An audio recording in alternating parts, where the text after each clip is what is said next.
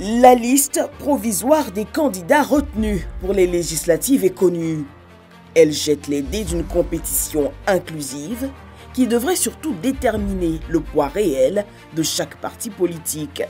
Nous savons depuis longtemps que nous avons la majorité sociologique. La finale va se jouer. Ce sera effectivement l'occasion de savoir qui pèse quoi. Et la pesée montrera que le RHDP est le plus grand parti de Côte d'Ivoire. À l'annonce de ces élections locales, l'opposition décide d'un front commun pour se faire entendre. Des candidats uniques pour chaque circonscription. Mais à la pratique, plusieurs zones ne font pas l'objet de consensus. Dans plusieurs circonscriptions, le FPI de Pascal Affi-N'Guessan devra affronter la branche Pro-Gbagbo ou encore le PDCI-RDA et vice-versa. L'idéal que nous avions visé à la suite du bloc que nous avions constitué avant la présidentielle, c'était de faire bloc et aller ensemble à ces législatives. Malheureusement, nous n'avons pas pu atteindre cet objectif. Néanmoins, toute l'opposition participe de façon diverse et à la fin, nous pensons que nous mettrons ensemble nos résultats afin que nous puissions constituer cette opposition qui pourra permettre aux Ivoiriens d'améliorer leurs conditions de vie. Une participation ouverte qui ne fait pas perdre de vue à l'opposition les enjeux de ce scrutin. La plateforme EDS nous ouvre ses portes. Son vice-président Jean-Gervais Thiédé explique l'état d'esprit nouveau du mouvement, celui de booster le jeu démocratique, mais surtout de réconcilier les Ivoiriens. Ces élections devraient nous mettre sur le chemin et le bon de la réconciliation nationale pour une paix durable en Côte d'Ivoire.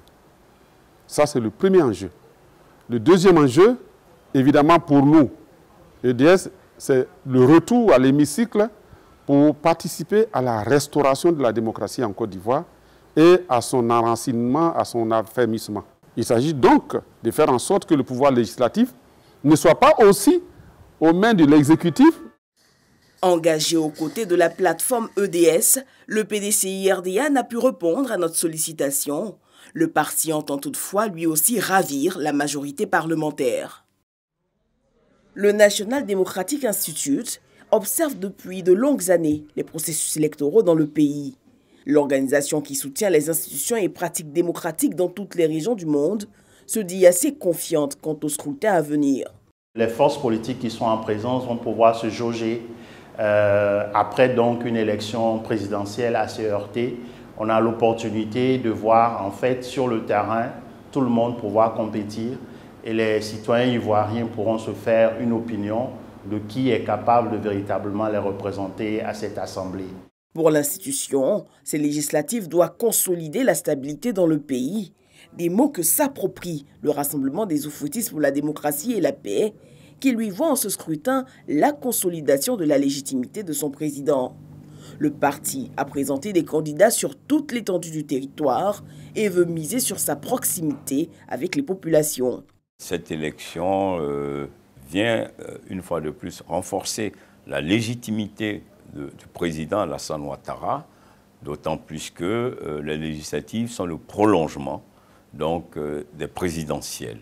Nous voulons traduire par notre forte représentativité sur l'ensemble du territoire que les Ivoiriens sont réellement rassemblés et que c'est ensemble, dans cette forte diversité, que nous pourrons, à travers le projet de société du président Alassane Ouattara, répondre aux attentes des populations. Ces élections législatives doivent montrer que le RHDP est non seulement le parti majoritaire, mais que nous demeurons le parti le plus responsable, capable de répondre aux attentes des Ivoiriens.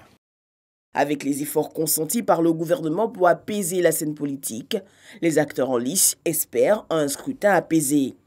Après le dialogue politique, la commission électorale a été améliorée et actuellement, du 1er au 8, ils vont procéder donc au renouvellement des bureaux devant donc organiser les élections.